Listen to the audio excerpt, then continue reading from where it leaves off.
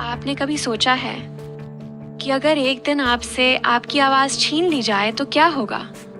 अगर कानून आपके साथ न खड़ा हो तो क्या आप सच में आज़ाद कहलाएंगे? भारत का संविधान सिर्फ एक किताब नहीं है, यह एक सुरक्षा कवच है और इस कवच की असली ताकत छिपी है अनुच्छेद 12 से 35 में। अनुच्छेद 12 यह तय करता है कि राज्य कौन है, क्योंकि अधिकार तभी मायने रखते हैं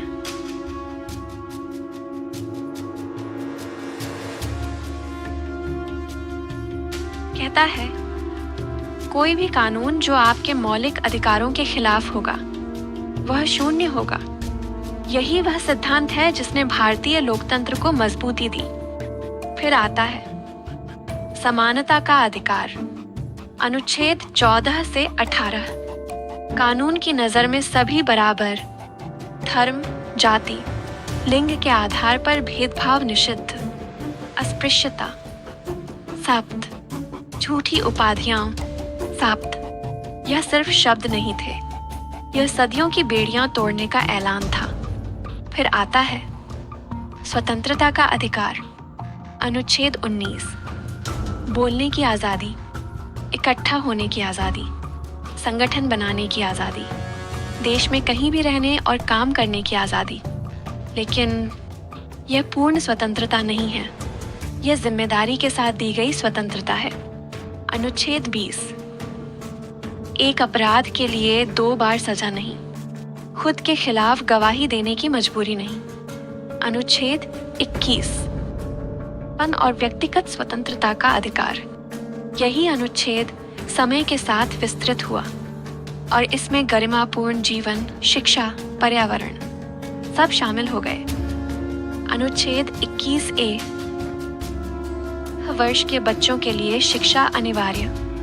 अनुच्छेद 22 गिरफ्तारी के समय सुरक्षा। अब बात करते हैं शोषण के विरुद्ध अधिकार। अनुच्छेद 23 और 24 मानव तस्करी पर रोक, बंधुआ मजदूरी पर रोक, 14 साल से कम उम्र के बच्चों से खतरनाक काम कराना अपराध। यह अधिकार उन आवाज़ों के लिए हैं जो अक्सर सुनाई नहीं देती। फिर आता है धर्म की स्वतंत्रता। अनुच्छेद 25 से 28 आप अपना धर्म मान सकते हैं, उसका पालन कर सकते हैं, उसका प्रचार कर सकते हैं, लेकिन राज्य किसी एक धर्म का पक्ष नहीं ले सकता। यही भारत की धर्मनिरपेक्ष आत्मा है। सांस्कृतिक और शैक्षिक अधिकार। अनुच्छेद 29 और 30 अल्पसंख्यकों को अपनी भाषा, अपनी संस्कृति बचाने का अधिकार, अपने शैक्षणिक संस्थान स्थापित करने का अधिकार, क्योंकि विविधता ही भारत की असली पहचान है।